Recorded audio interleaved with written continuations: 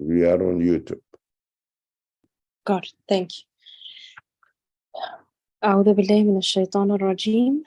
بسم الله الرحمن الرحيم.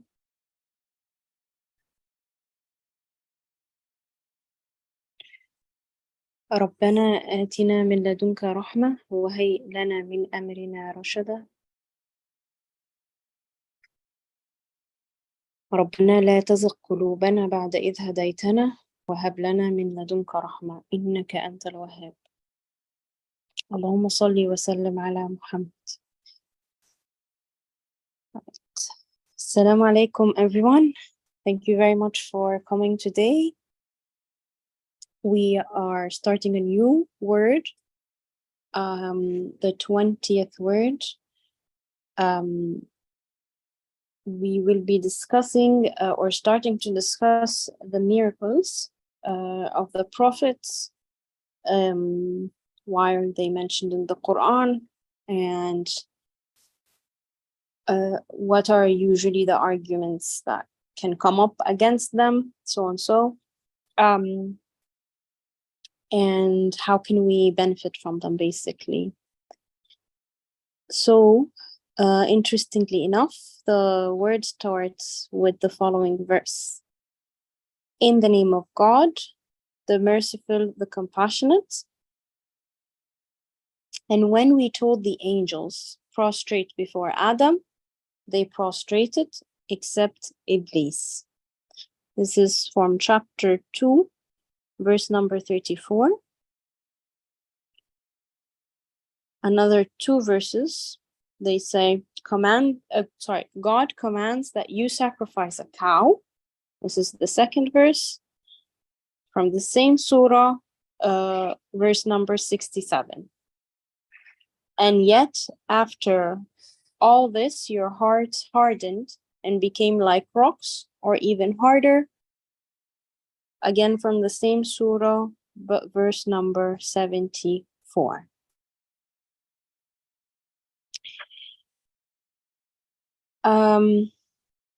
What I found interesting reading these verses before moving on to the actual reading, the first verse, it's talking about, and when we told the angels prostrate before Adam, they prostrated, except Iblis. So it's talking about the prostration. And then in my mind, I was like, oh, okay, that means, you know, as a human being or as a person, there is significance to my presence or my creation. What I literally heard is you're great, in my mind. But then the following verse was like, God commands that you sacrifice a cow. And then in my mind, I was thinking, oh, now I'm sacrificing something. That means there's something else that's greater. And then the third verse is saying, and yet after all this, and then I was asking, what's this? What's really all this? Your hearts hardened and became like rocks, or even harder. And then I was wondering, well, how can the heart really harden? Or it's interesting that the heart is mentioned in a way that it's,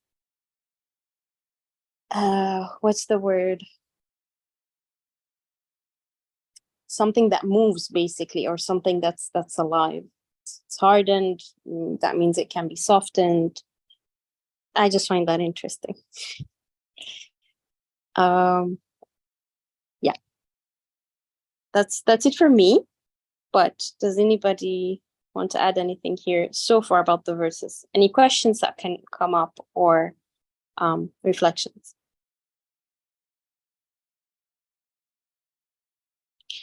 I see if someone.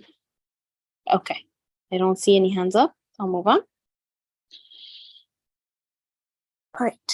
One day, while reading these verses, 3 points imparted to me from the effulgence of the Quran against the promptings of Satan. his suggestions took this form. He said, so far I'm asking myself, how did he know it's from Satan? That the following promptings are from Satan. Okay.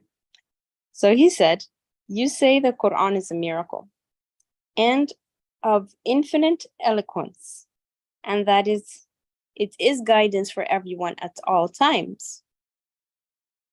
So what is the meaning in its persistently repeating in historical form certain minor events like the following? How is it appropriate to mention an insignificant event like the slaughtering of a cow as though it was something significant, and even naming that important surah, the cow? Also, the event of prostrating before Adam, it occurred in the realm of the unseen and cannot be understood rationally. It may be submitted to and accepted with certainty only after a strong belief has been attained. Whereas the Quran instructs those who use their reasons, in many places it says, so will you not think, and refers what it says to the reason. Also, how is it guidance to show certain natural conditions of rocks to be important, which are the results of chance? Okay. So this is what Satan told the author.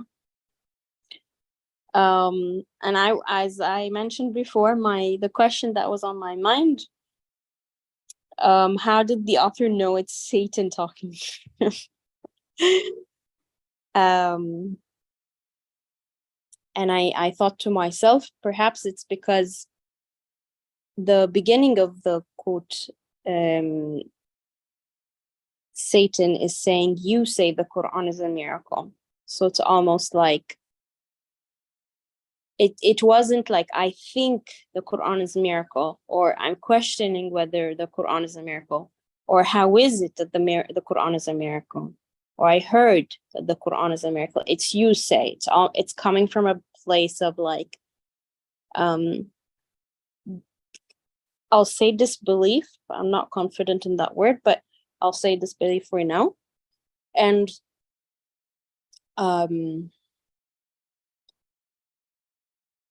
it's treating like, okay, if the Quran is a miracle is not supposed to talk about historical events. It's not supposed to talk about, the unseen. So how is it so? So if I continue, if I reread this over and over again, actually, I feel like these statements are not built on the idea of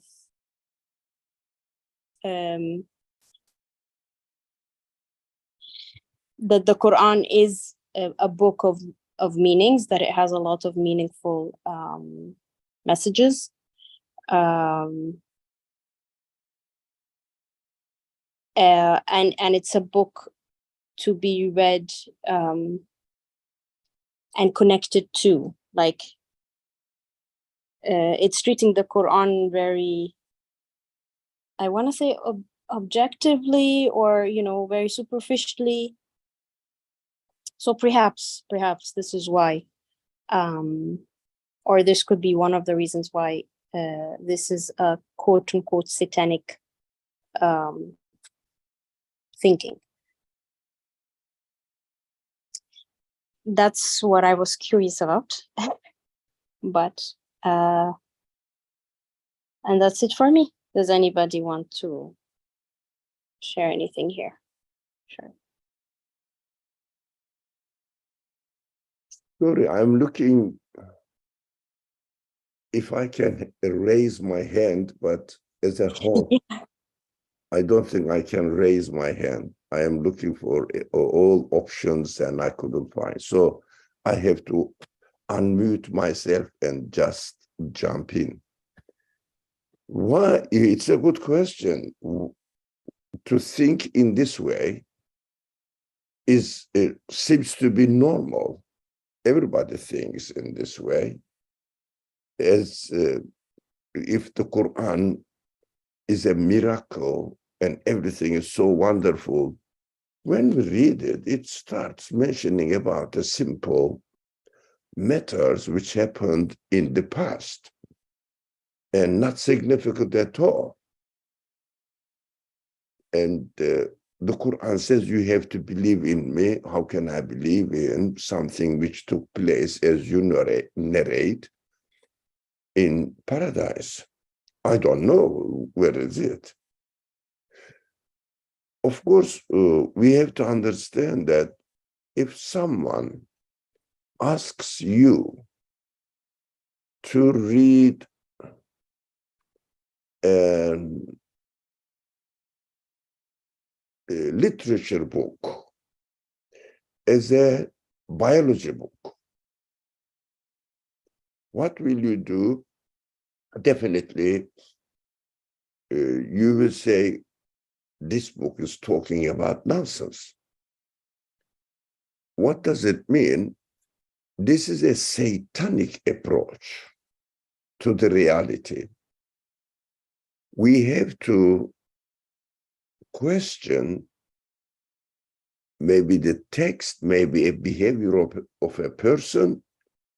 For example, if someone says, look at the mother, or a woman who is feeding a baby from her own milk.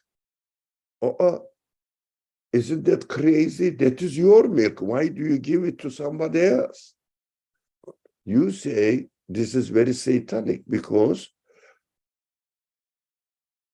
the matter the mother is feeding the baby is what it is ingrained in the nature of mother and nature of baby. That is how human beings are created. But your view is based on interest, personal interest. That is a satanic approach because you don't realize the reality. Exactly the same way, if you read the Quran, any text, but particularly the Quran or Revelation, as a simple book written by a person, and within its historical context, it means 1400 years ago, a person wrote this in an Arabian desert area and mentioning about something happened in paradise, you will say that is just absurd. And mentioning about something, you will say, as it is mentioned here, teaching the names of God to Adam in paradise and Iblis, angels prostrating before him, and Iblis did not prostrate, looks ridiculous. How a person will know what happened there and what should I do with it? Nothing to do with me. It means any question, any objection to the Quran, which disregards the definition of the Quran and nature of the Quran, as it says, I am the speech of all words, creator of all words, speech of the creator of everything in the universe, without any limitation of space and time. So I have to read the text accordingly. If the creator of the universe is speaking in the Quran, he should not really be limited within a time and space. And when he speaks, he is addressing to everyone. So I have to try to understand the narration as it is directly related to my life as well, because my Creator is speaking to me now. Is it really related to me? And I have to question, what is angel? What is the names of God? What is Adam? What does the stones represent as far as I am concerned? I have to ask this question and see the relevance of them to my life and try to understand. But disregarding all these realities and reading the Quran in a way that it is mentioning that the rocks are splitting, falling down, or waters are gushing out of rocks, and reducing the meaning of these verses to their just specific subjects, not seeing the universal message in them, is a satanic approach. But we have to be very careful. Those people who may have an agenda against the Quran try to misrepresent the Quran purposefully. They may oppose in this way by claiming this, what the author has summarized here. Now, we understand that they have bad intention, but even those who have good intention may fall into the same mistake.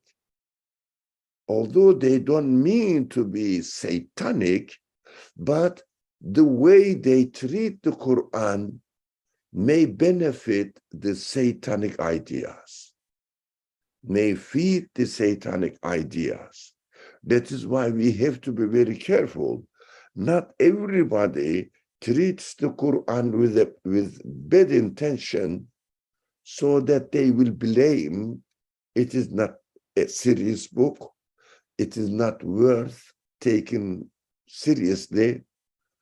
They may do that, but at the same time, some people with a good intention may not try to see the universal message in these particular events. They are also helping satanic attitude.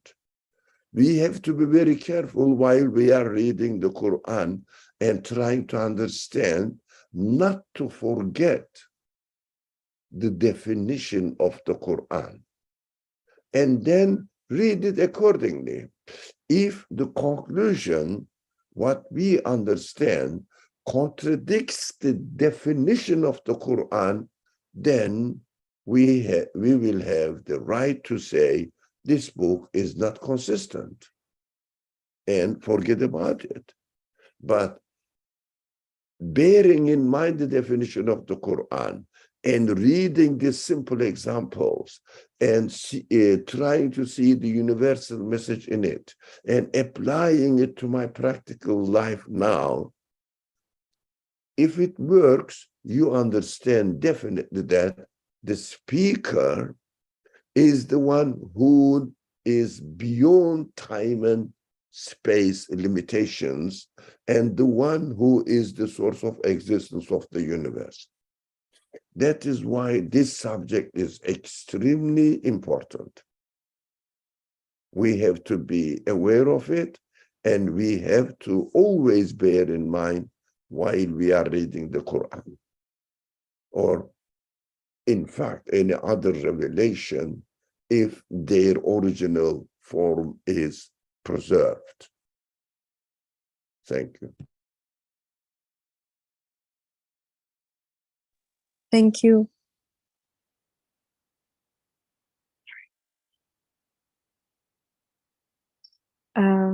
Okay. I'll continue reading. The points with which I was inspired. took this form. First point, in the all-wise Quran are numerous minor events, in the all-wise Quran are numerous minor events behind which are concealed universal principles, and which are known as the tips of general laws. Okay, so minor events reflect universal principles and general laws. For example, he taught Adam the names, all of them. Again, chapter 2 or Surah Al-Baqarah, verse number 31. This is the teaching of the names. Sorry, actually, if anybody wants to share what they originally thought of this verse or the meanings of this verse, you can share it now if you'd like. Did you mean Arabic origin? No, I meant like if you've read the verse before, what did you think it meant, or before we actually read the author's contribution? I can only say this because I underlined this. Minor events behind which are concealed universal principles.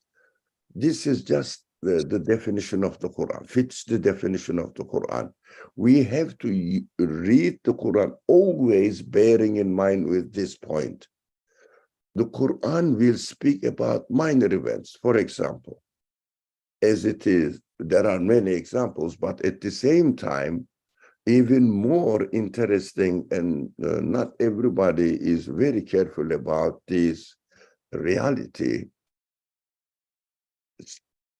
There are long chapters, sections of the Quran mentioning about the events which took place during the Prophet Muhammad's life, alayhi salatu wassalam.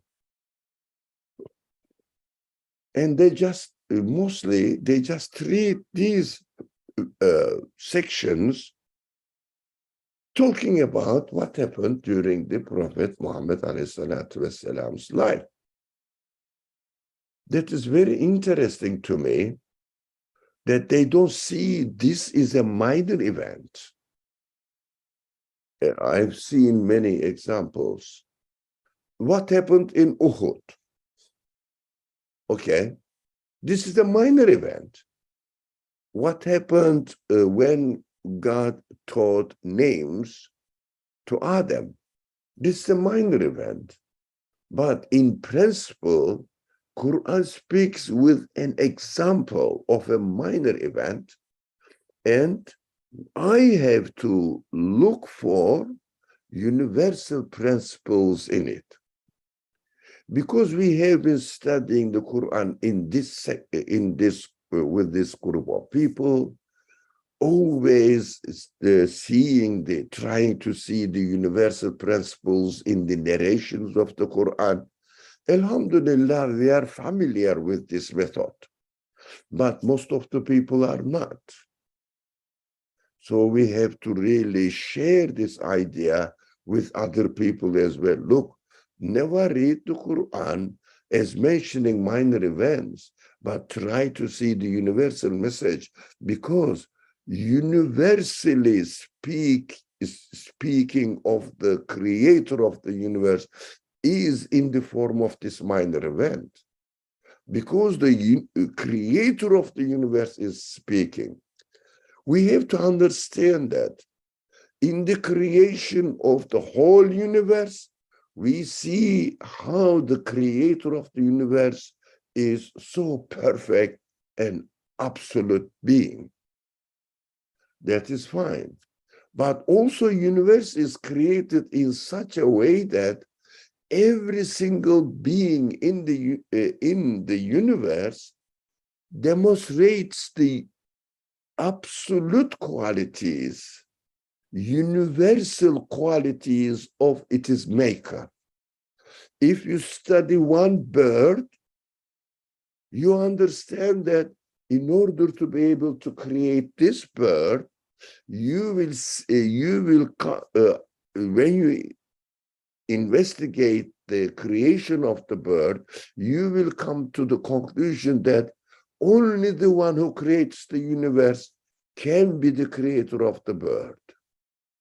Exactly as it is, actions are, we have to be careful while we are reading his words. Every single matter, event mentioned in the Quran must have the qualities of the speech of infinite knowledge. His actions are taking place in the universe like this. His speech must be treated in the same way.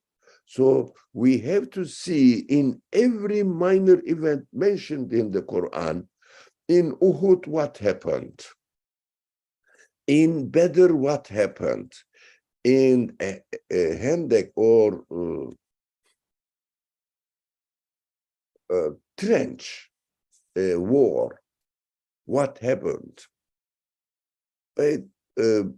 People came there and Allah sent an angel. This is one minor event. How can I see that when I am in trouble, if I trust to God, whether he will send me angels or not? What are they? I have to ask this daring question, because there must be a universal application of this event. Unfortunately, it is not the general trend when these historically known events took place. For example, the teaching of Adam, the names of God, is not historically known. Only we read the Quran, we learn. Or the situation of the rocks, or slaughtering of the cow is not historically known. It is easy to seek for a universal message behind them, but more difficult to seek the universal message in an event took place during the life of the Prophet Muhammad, and it was narrated by many people that they observed these events. So we have to be very careful not to read a section of the Quran talking about the details of the war of Badr, Uhud, trench war. So I think this is more subtle, and we may lose the interest there. Inshallah, we have to be careful to benefit from these principles. So these minor events are the tips of general laws. That is a very interesting principle of reading the Quran. Minor events are the tips of general laws.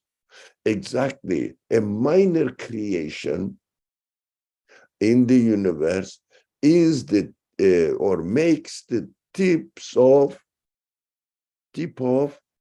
a general qualities of the creator.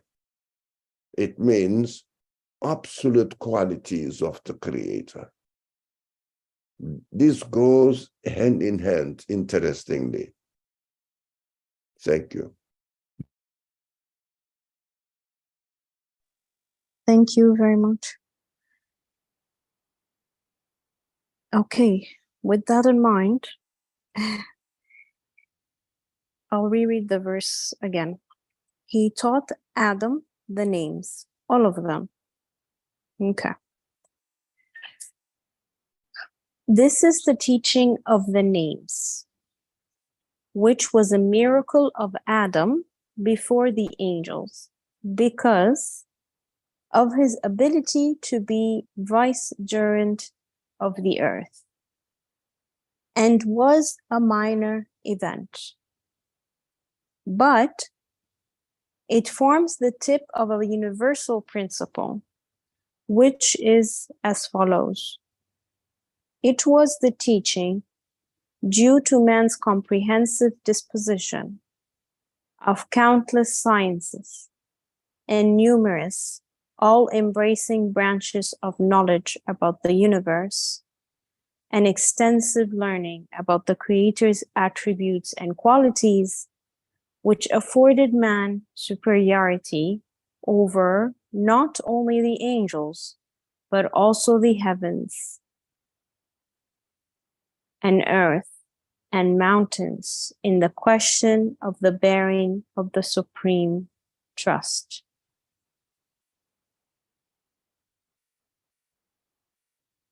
Oh, does that mean, like, is this saying that this is due to man's ability to comprehend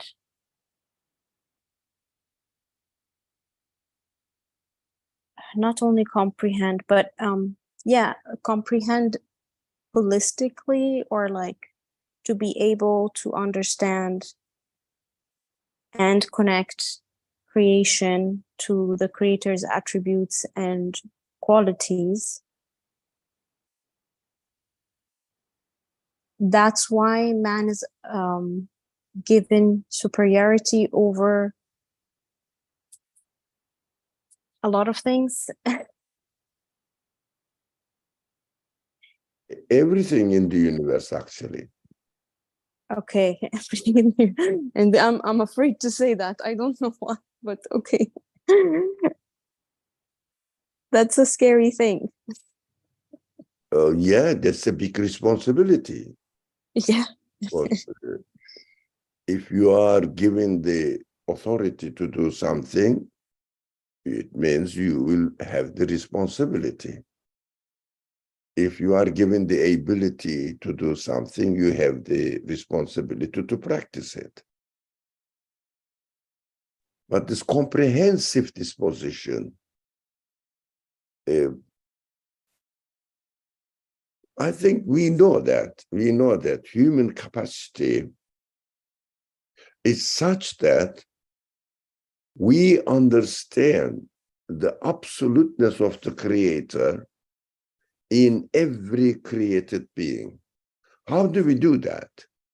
Because whatever the qualities of the Creator are, all these qualities are manifested in the creation of the man in such a way that human beings can understand all of the qualities of the Creator.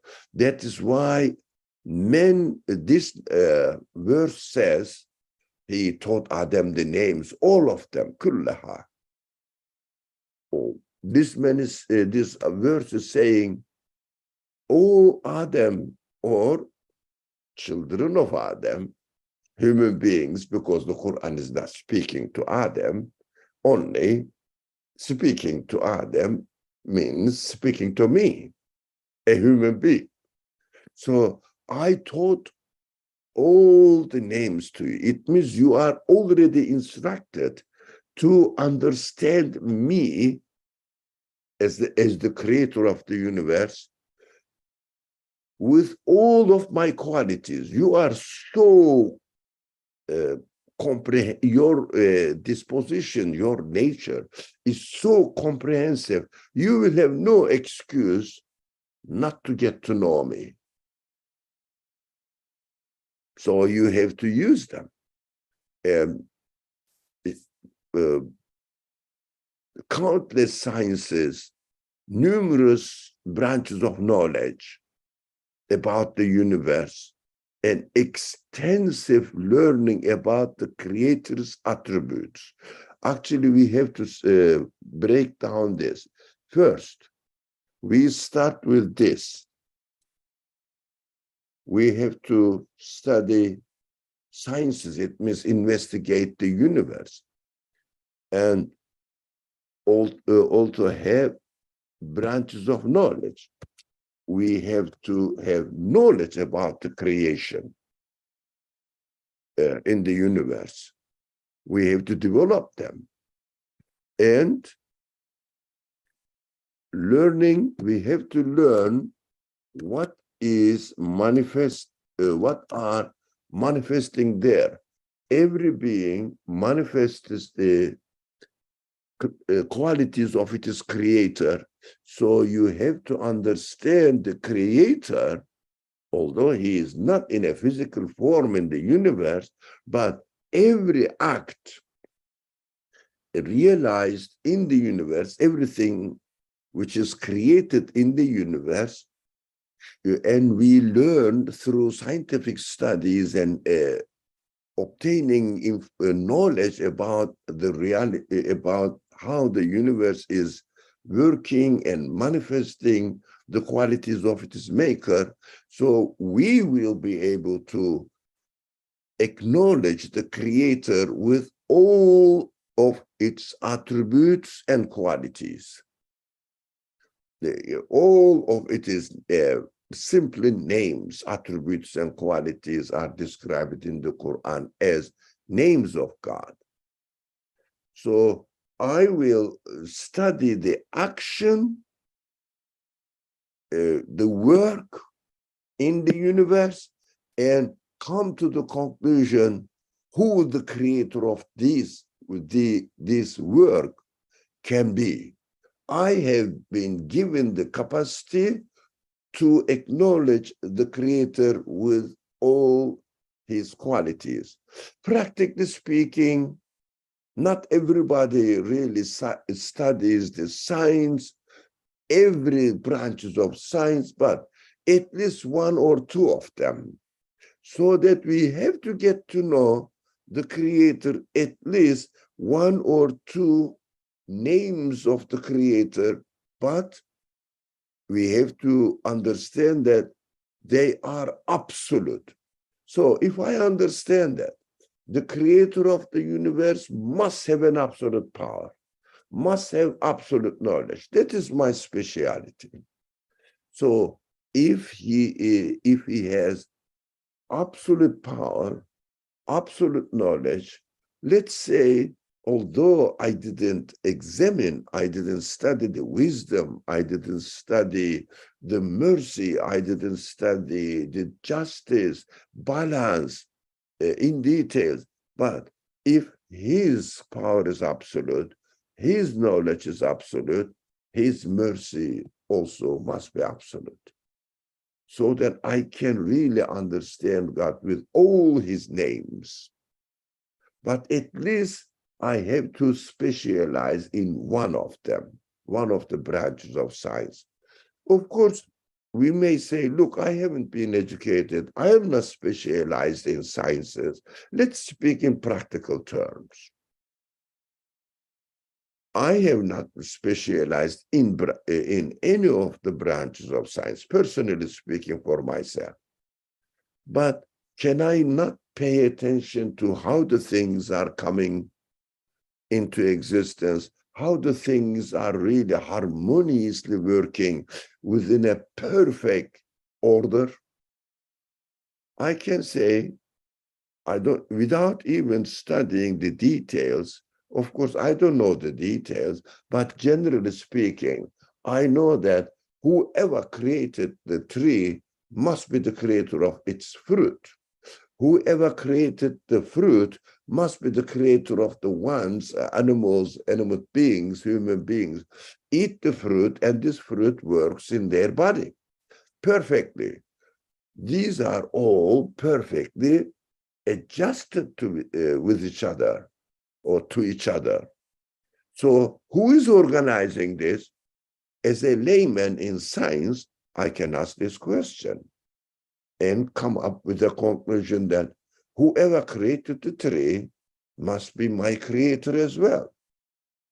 Whoever created I don't know, water must be the must be my creator as well.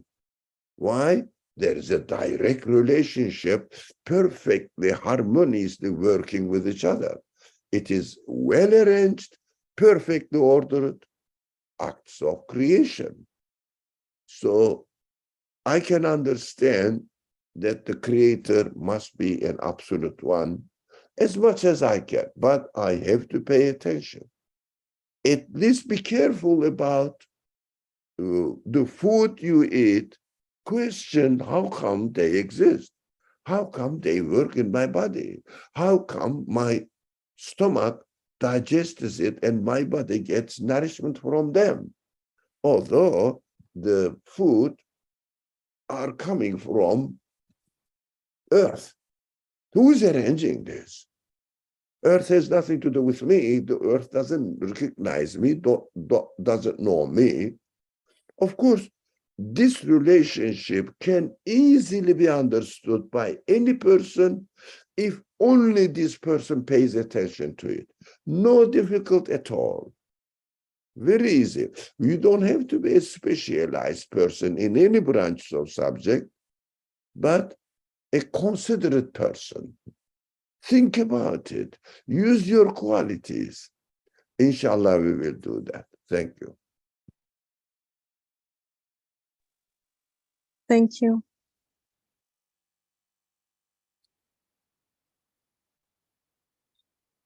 And like the Quran states that through his comprehensive disposition, man is spiritual vicegerent of the earth. So the minor event in the unseen of the angels prostrating before Adam and Satan not prostrating is the tip of a broad and universal observed principle.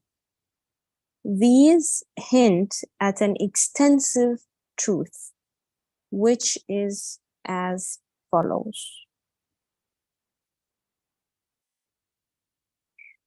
Through mentioning the angel's obedience and submission before the person of Adam, and Satan's pride and refusal, the Quran makes understood that most of the physical beings in the universe and their non-physical representatives and appointed beings are subjugated to man, and that man's senses are predisposed and amenable to benefiting from all of them.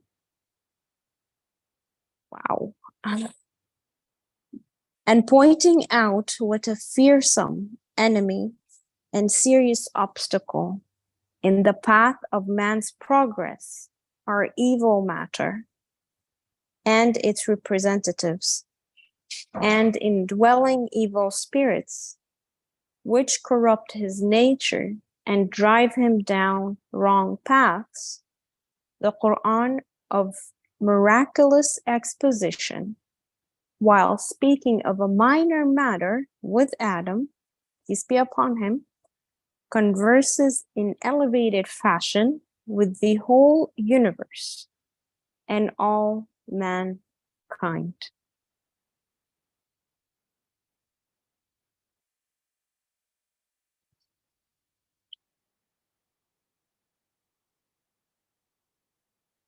Okay. Anything you'd like to say here? I think we should touch upon the supreme trust. If Oh, anybody wants, yeah. okay. If anybody Sure. wants to speak, please interrupt me. Don't wait for me to finish. I speak. I'm used to, I don't know why I speak a lot. So don't wait for me. You don't have to be kind to me. Just interrupt me, please. Supreme trust. I can imagine this with a simple example.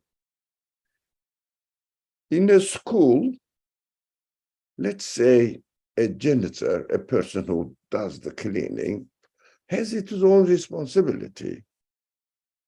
Does the cleaning here and there in toilet and maybe vacuuming the floor from time to time. That is a responsibility. And he has been trusted with this job.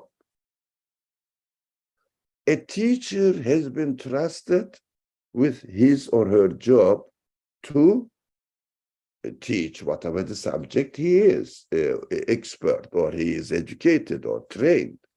A history teacher cannot be expected to teach mathematics. Why? He is trusted with this job of teaching history. How about the supreme trust? The principal of the school. The principal of the school has to take care of janitor's work, teachers' teaching, students' behavior, everything. He is the principal of the universe, the school, and he is responsible for all of them, but he must be given the ability to know, he must be given the capacity to know and to deal with them. Now, the supreme trust in the universe, the principle of the school of the universe is human being. Why? Let's go back. The Quran interestingly says he taught Adam the names, all of them. What all of them means? All the subjects that are distributed to other creatures, the janitor, the teacher, I don't know, maybe somebody who's taking care of the dining room, but the principle is given, invested with all the qualities. That is why he is the principal. Quran says, I have appointed Adam, a human being, one human being, as with all the trusts, all of them. So he is the one who is bearing the supreme trust. We have to know each person is so precious in the teachings of the Quran, and especially in the reality of existence, that every human being is so precious that we can, or every individual can say, I am the principal of the school of the universe.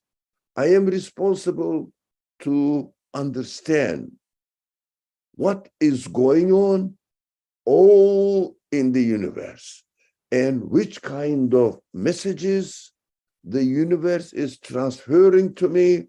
I have to take care of them. I have to utilize them and acknowledge them, because I am given the ability to do that. As much as possible, the supreme trust is a very important Quranic word, actually. Emanatul Kubra. Yeah. وإذا عرض إلى السماء والأرض. What I don't really, so I have to think about the verse now. The Quran says, when we offered the emanat, trust, to the mountains, to the skies, the heavens, they really avoided it to take up. It means they cannot really bear this. But human beings have assumed it. It means human beings have this quality. Human beings have this quality. That is a Quranic concept, actually. So it is interesting here, the angel's obedience and submission before the person of Adam, and Satan's pride and refusal. The Quran makes understood that most of the physical beings in the universe Why did he say most of? In fact, by definition, it must be all of the physical beings in the universe. Of course, I understand this man speaks very consciously. The author is very speaks delicately when he said most, because sometimes we don't like some events, although they are useful for us, we need them, but we are given the capacity not to like them. So when we don't like something, we don't try to benefit from it. Just throw it. That is why I am guessing that the author is using most of the physical beings in the universe, and even more interesting, their non-physical representatives. Oh, what does it mean? Their non-physical representatives. We'll touch upon this subject on many occasions because they are so important, essential, and they are not commonly known among Muslim scholars or among Muslim people. That is why we keep saying that every being, material being, has its non-physical representatives, and we call them angels. Angelic side of the creation. That is what the language we use very frequently. Non-physical representative of the things means angelic side of the things. What does it mean? The matter is there, but what qualities manifested in them, these qualities are obvious to me when I understand that whoever made this, let us take our classical example, whoever wrote this book must have the knowledge, must have knowledge of whatever he has written in it. Although I am seeing the book, I am seeing the paper, I am seeing some signs on it, I don't see the men's authors' knowledge. And knowledge is something non-physical. I am not seeing it. So when I read the book, I am communicating with the non-physical representative of the author's knowledge. Exactly the same way, when I see and think about the creation of anything, I am communicating with physical side of the matter, with my physical body, and non-physical messages in their creation, bringing message about the qualities of their creator. I am communicating with these messages through my non-physical qualities, human qualities. So matter to matter relationship, non-physical side of creation is communicating with the non-physical side of human beings. That is why the Quran says angels, angelic side of the universe, the creation, angelic side of the creation are communicating with the angelic side of human beings, which is spirit, which are human feelings, human qualities, intelligence, reasoning, the power of reasoning, human feelings, all sorts of human feelings can communicate through non-physical representatives of the universe. In the language and description of the Quran, they are presented to us as angels. So they are all serving human beings. For example, the knowledge written in the book is serving me in order to learn something from it. So the book is serving me through its non-physical aspect. So they are subjected to me as I read the book, if I read the book. Those people don't read the book, don't benefit from it, because their relationship with the universe is only bodily based. So we cannot really tell them, don't you see how wonderful they are created? They say, no, I see only matter, physical side of it, because they deny their non-physical side of human beings. They deny spirit. They deny human spirit, who is given ability to know the meaning in creation, so that communicate with the angels. Angels will serve them, serve human beings. That is what the Quran is teaching me. Angels prostrated, it means they are ready to serve you, if only you acknowledge their being there. You acknowledge your capacity that you can communicate with them. And many senses are predisposed and amendable to benefiting from all of them. Yeah, I am qualified with this because I am the one who is the principle of the universe with my qualities. If I don't use it, I'm not. For example, somebody is appointed as a principal of a school, but he doesn't go and see what is going on in the school. He just sits in his house and plays with his telephone. Of course, he cannot practice his position as a principal of the school. So he is ignoring, he is neglecting his position. There are some people like this. So we should be careful not to be like them. We have to assume our responsibility that this is pleasant as well. Everybody dies to be, every teacher's maybe dream is to be the principal of a school. If not, to be the minister of education. Every school, not only one school. That is human capacity. We want it.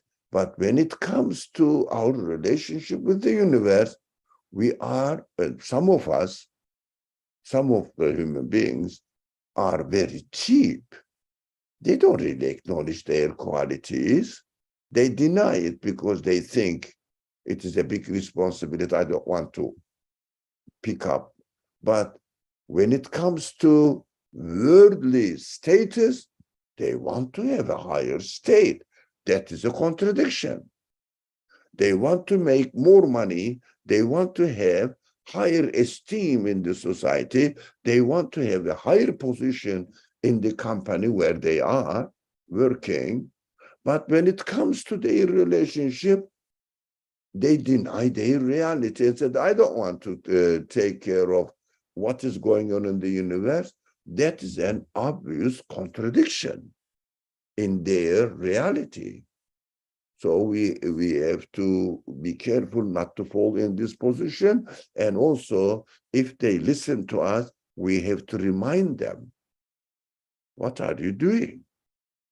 Are you wasting your capacity and contradicting yourself? You want to be the best man in the world, in your worldly life, but how about your relationship with the universe and benefiting from the universe? You just ignore it. Why do you do that? We have to remind them. Thank you. Thank you.